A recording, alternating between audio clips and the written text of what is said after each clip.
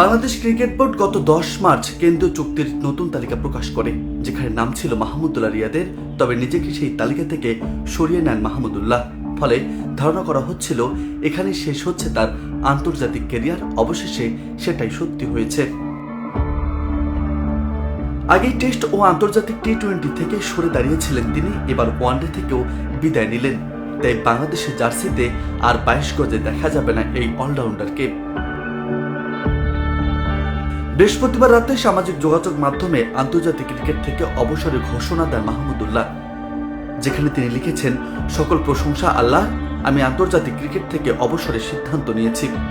আমার সকল সতীর্থ, কোচ এবং বিশেষ করে আমার ভক্তদের ধন্যবাদ দিতে চাই, যারা সবসময় আমাকে সমর্থন দিয়েছে।